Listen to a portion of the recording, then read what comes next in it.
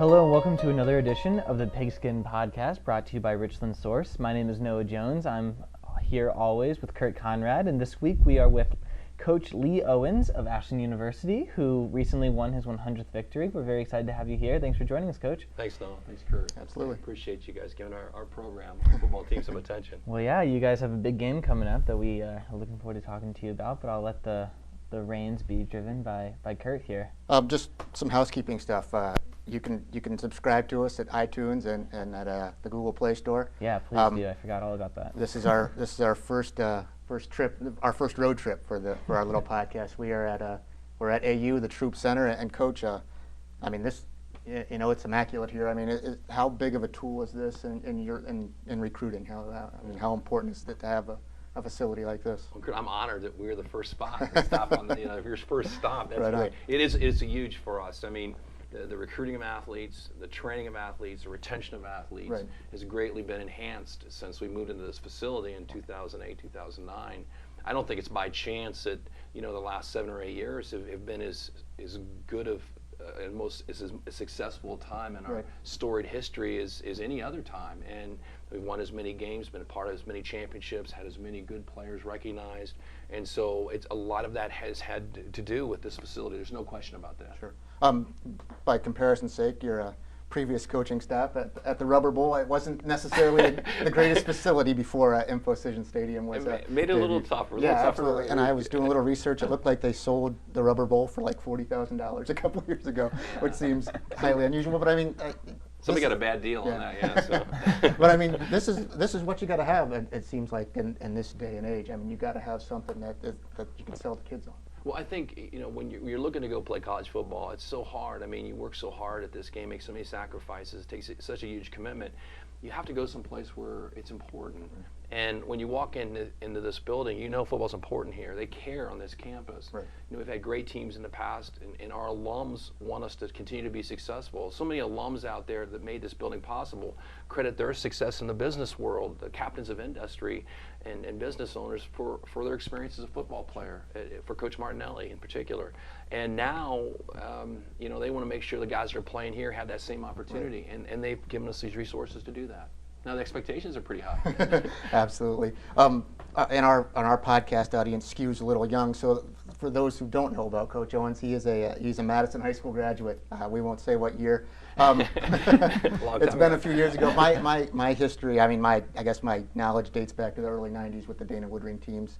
I understand Keith Wakefield was before then. Did you play for Keith? Or was he was my football coach at Madison. He was the defensive coordinator. He wasn't the head coach then. He was the defensive coordinator. And so last year when we were recruiting Keyshawn Sims out of Perry High School, it helped that I could talk to my old coach about how we were going to take care of Keyshawn if he decided to come to Ashland, which he did. Sure. Yeah. And then before you got into college coaching, you coached some high school teams, some pretty good high school teams around here too. At Crestview in '82 was a 10-0 team, and if you don't know much about the history of the playoffs, it was almost impossible to make the playoffs early. I mean, that was a 10-0 team. They finished third in the region. At the time, they only took, 2 teams at each region. So, I mean, just what do you remember about those? I mean, that must have been an awful good football team. I see a lot of these guys around here because, right down the road, and where there's not a big difference in age, believe it or not. I was like 21 years old when I was coaching there. But, that was not only were we 10-0, we had 8 shutouts. Right. I mean, we had give up 2 teams scored against us, and it was kind of a fluke that we didn't get in. And we think we were, and that's when they just had single A, double A, and triple A, and we were like third in the state. We thought we had a chance to win it all. Right. We'd love to have a shot at it. How do you handle that as a coach with these young boys who put all that effort in and just obviously had, I'm assuming, one of the best seasons of their careers? It's hard. I related. A year ago, we had a football team here that was 9-2. We lost 2 games on the road by 3 points only, and we were in the top 20 all year long. We were the only team in the top 25 that finished that didn't get in the playoffs, and it was the same kind of thing. And it was a team that beat Ferris State that played in the Final Four. So we knew we were good enough to play with anybody in the country, and we didn't get that opportunity. So those were the 2 times, that team at Crestview and this last year's team here, that it really hurt at the end of the year. You just kind of feel beat up for your players as much as anything else, because they really think they've got it done and they want a shot at winning it all. Yeah. And that's when you start every season, it's about trying to win it all, and then they don't get that opportunity because of politically or the structure of the system. This just doesn't fit.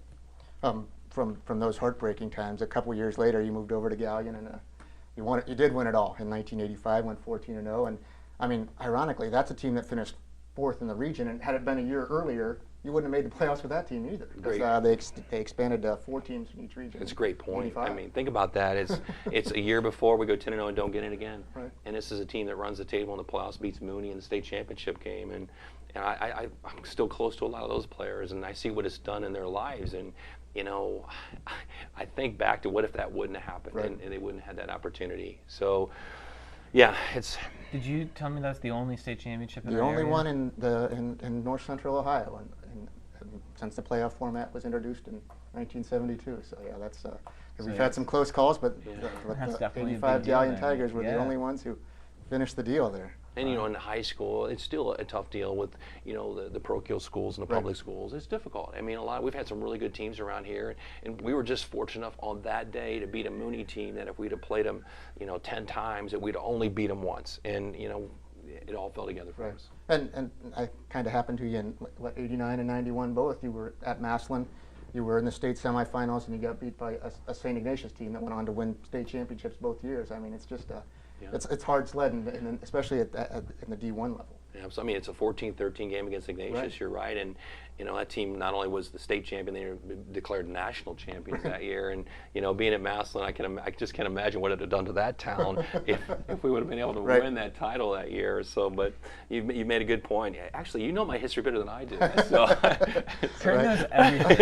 It's like he's my. There's a lot of useful knowledge bouncing around. Useless knowledge, more like it. Now you went to Ohio State after Massillon. You coached some pretty good players down there. Yeah. Orlando Pace, of course, and Corey Stringer, who died tragically, 2001. Yeah.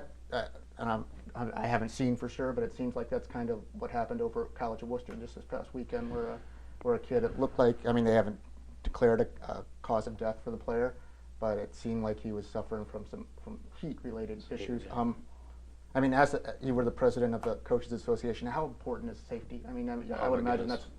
And it's just got to be devastating these things happen, I guess, but it's just got to be heartbreaking to see it happen. One of the biggest issues I think we have today is coaches, because the game has become so important, is that we have to be careful we don't ever compromise the safety of our players, and that's the number one rule in coaching today. The trainer, the doctor have got to make all those decisions in terms of how much we play, when we go back in, how much we hydrate. You would never want any team to have to go through that, and whether it's head injury or whether it's heat-related injuries, we have to be so careful and so mindful of all those things, and it's probably the number one threat to our game right now, to be perfectly honest with you. And all of us as coaches have got an unbelievable responsibility to do everything we can to make the game as safe as we possibly can. And I'm not pointing fingers at any of the folks at the Worcester College, because I know a lot of the guys over there, and they're great people and they have a great medical staff. And sometimes there's things that happen you can't control, but it is a reminder we as coaches at all levels have to be very careful. Right. And again, they haven't declared a cause of death, and that's all speculation on my part, but it seemed like it was heat-related things. Then I'm just changing gears. After Ohio State, you got a shot at D1 at Akron. We talked briefly about, and from there, from 95 to 03, coached some pretty good players there too. One of them was a local guy, Charlie Fry, and who went on to play for the Browns and in the NFL. And I understand he is coaching high school football now. Is that right? He is. He's actually at the University of Florida now. Oh, he was at high school football last year, and he's working with the quarterbacks at Florida with the Gators. And I saw him this summer and kind of caught up with him. Caught up with Chase Blackburn this summer at his golf event. But the real thrill for me this summer was that I had the opportunity back-to-back to go to Canton for Orlando Pace a year ago and for Jason Taylor this year, and watch two young guys that I had a chance to coach go into the Pro Football Hall of Fame. So I'm getting old when that starts to happen. Now I've been blessed to be around some great ones. Those are two great ones right there. You just if you had a chance to hear either one of them speak the last 2 summers or follow their careers in the NFL, they were very special players and special men. Did Charlie call you for any advice? I keep talking about Charlie trying to get him back up here, coach for me, get him home. So, but he's doing a great job. He's got a family now, and as a matter of fact, he had a couple of little boys out in the boat fishing with me this summer. Right? So, and his wife. So we again, it's just great to be able to stay in touch with those guys that you've coached in the past and see them do so well. Right. Did Jason Taylor call you when he was on Dancing with the Stars? any dance advice? No dance advice, but my one daughter's always had such a crush on Jason Taylor. So I mean, obviously, him being on Dancing with the Stars kind of enhanced that a lot. Sure. Then you came home in 2004. Came back to AU. You got into the playoffs. 4 years? 7, 8, 12, 15. Hosted a couple playoff games. I mean, just coming back to North Central Ohio, what's that experience been like for you? It's been awesome to be here. I've been around such great people. Last week, when they recognized the 100th win at Northwood, and they got the game ball, our Gridiron president wants to hand to me, and I said, on one condition, we give out a bunch of 100-win balls. Sure. Our trainer, Jeremy Hancock, has been here, and he represents a lot of support staff that's been a part of this. Doug Geiser, our offensive line coach, has been here the entire time. And he needs one of those balls. He represents all those coaches that have been a part of what we've done here. And then, of course, a guy like Travis Tarnowski, he's going to get a game ball because he threw broke the career throwing record. Right. But think of all the players that we've had here. Billy Cundiff come back this week and was visiting because we're going to honor the 07 team here at the end of the year against Saginaw. But here's Billy Cundiff coming back for that honor. And you've got Taylor Housewright, that next quarterback. He's working on the staff now, and Travis in there studying film, getting ready for it. I'm looking at those three guys and thinking how fortunate I've been to coach those kind of athletes at the quarterback position. What does having 100 wins mean to you in terms of signs of stability? I mean, that's obviously something coaches change so often for positive reasons, like being very successful, to negative reasons, like not being successful enough. Can you just talk to us a little bit about what 100 wins means to you in stability? I was one of those guys too. It seems like I was, taking every time we'd have a little success in high school, we'd take another job or another job or another job, and so really I wasn't ever at a place long enough to even think about accumulating those kinds of wins, through 5 high schools that we've talked about and the University of Akron. But here it's been different. Here was a place I wanted to be and I wanted to finish. It was coming home, and so I just had to be successful enough to keep my job here. And fortunately, because of the people we've had a chance to coach, and the coaches that have been on the staff and the support folks helped us get it done, we've done that. We've won enough games to be recognized and as one of the top Division II programs in the country, both on and off the field. And that means a lot to me. And you're not seeing that happen enough in football today. There's not enough continuity. Coaches have success and they go to the next job, or coaches don't win enough and they get let go. And so I think I'm proud to be a part of something that's just not happening a whole lot. And it's being in a school, staying at a school, not looking for the next job, not coaching for the right reasons. We coach some great kids that do great things. And it's not about me getting the next job. It's about, winning here. And it's about giving those guys that are here the best opportunity to be champions and have a great and meaningful experience. Right. And one of the exciting things that, for me at least, as a local guy, that you've had some success here with a lot of local kids. I mean, funny story, I was covering an Ashland High School game in, I think, 2010, and Lee comes into the press box over at Community Stadium, and he says, "Is there anyone I should be looking for?" I said, "You might want to take a look at the running back down at Clear Fork." He's remember that. So sure enough, Jordan McCune comes here and has a great career. Great career here. And I mean, I was kind of on the fence with him, Kurt, to be honest with you. And you said he's as good a running back as I've ever seen in high school. I remember you making that statement. I go, wow, you've watched a lot of guys. So yeah, and he did. He did come here and had a great career as part of 2 championship teams, 2 undefeated teams, and was a big part of that. So, and when you can do it with local guys, when you can do it with the Taylor Housewright, All-American, who's now coaching for us, or Reggie Gamble out of Mansfield Senior, who's now coaching for us. And I got 4 guys that are coaching for me now that played here. Dick Dickerhoof from Madison High School. And you can do it with local guys. Or a guy like Zach Bernhardt comes here from Ashland, and he's recognized at the Sugar Bowl for the All-State Good Works team. I mean, and now he's in medical school. So, yeah, when those, Andrew Vaughn playing tailback from Black River this week, it's a local school right up the road. So, yeah, it does. It's nice when you can keep some kids home, and it's helped our crowd, the support we get from the community. It's all kind of just pieced together. to kind of make Jack Miller a fun place to be and coach at, and create a great atmosphere and give us a chance to win a bunch of games in a row. I still contend that if Taylor Housewright just turns and hands it to Jordan McCune in that 2012 playoff game, he might score a touchdown there. I know. We've talked about it, believe me. Yeah. I think we talked about it after the game, and you said that Taylor checked out. Yeah. That's we give these quarterbacks all this freedom. I would say 99% of the time they make great decisions. Right on. And another thing I think is really neat, and I look at your two deep a lot. They're all from Ohio. I mean, you guys kind of throw up a wall around the state, and you do a great job of recruiting Ohio kids. I mean, is that a testament to the level of high school football being played here in Ohio? And no question, and it reflects the career I've had here. I mean, I've only coached high school and college ball here, three colleges and 5 high schools, and so I mean, I know this state, and I know the quality of program that the athletes are coming from, how hard they're coached, how important it is to them to stay here, and so it's not just a state. We start within a 100-mile radius, and we've done studies that tell you if you have a player come to your team or to your college within 100 miles, the retention doubles. Retention is so important because you want to play with a bunch of seniors. We got 20-some seniors this year. When you're able to keep your players until they're 4th-year juniors and 5th-year seniors, you got a chance to win games because you're playing with 22 and 21, 22, 23-year-olds. So it's a lot easier to retain players and keep and have them understand how important it is for us to win here if they're local guys. Right.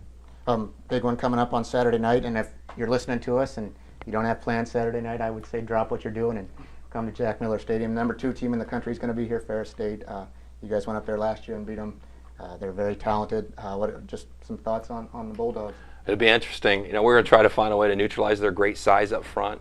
Our motto this year is IGY6, I've got your back. And so I'm going to tell his offensive line, now you got the back of Travis. Now you got to keep those big guys away from him. So it's just one of those things where they're just as skilled and athletic and as fast as the team we saw, number 6 team in the country, IUP, the first week. But then when you add to that the great size they have on the offensive defensive line, they're also big and physical. It's a tough combination. And number 1 in the country in offense, over 600 yards a game. They got the preseason All-American quarterback, a young man named Bell, who is dual threat, the fastest player on the field, and he really has a cannon for an arm. So it creates all kinds of problems for you, their offense. Their depth creates all kinds of problems. How big they are creates all kinds of problems.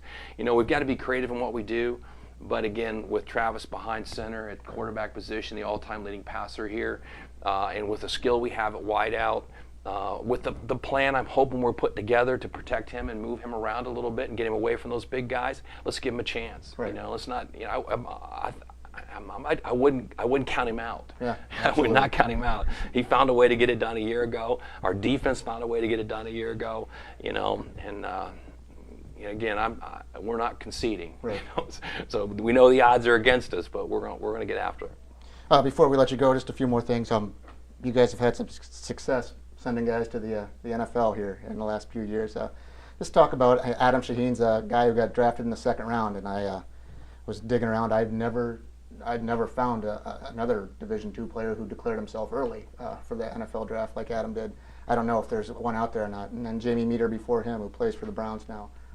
Just producing those guys and what that does for the program in terms of recruiting, I guess. Kurt, not just the program. Our president has said Adam Shaheen being drafted 2nd in the NFL was the number 1 marketing tool of the university last year. There was more attention paid to that, more national hits, exposure, cable television, major newspapers than anything else because of the nature of the NFL today.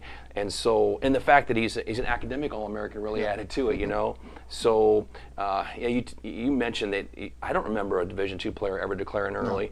We had to go back and look. I think the last player to be drafted in the 1st or 2nd round was Walter Payton. Now, that's way back. So this is really an unusual deal to have that good a player. It's a good category to be in. Yeah, that's a great category to be in. It was some company. Yeah, so I'll put some pressure on Adam that way.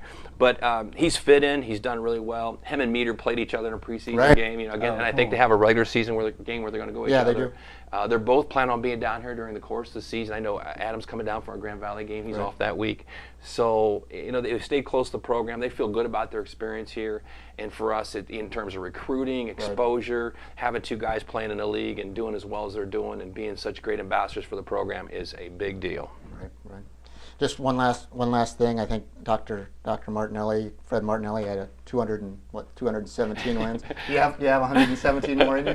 No, I would have to coach. So I figured it out. 92. No, so not gonna happen. Right. No, it's not a record you won't even think about. He had a great career here, and we've had success because of what he was able to do here. So my years were spread out over a lot of different stops, and I'm just blessed to have been a part of this program, a small part of this program. So, and that whatever legacy I may have created is at least worthy of what Coach Martinelli established here a long time ago. Well, here's hoping you at least get one more this weekend. Let's get 101. Well, thanks very much for joining us, Lee. We certainly appreciate you taking time. And again, if you got no plans on Saturday night, I'd say come on over to Jack Miller Stadium. Thanks again. Thanks, Kurt. Yep. Thanks, Noah. Thank you, Coach. Okay, thank you. That was awesome.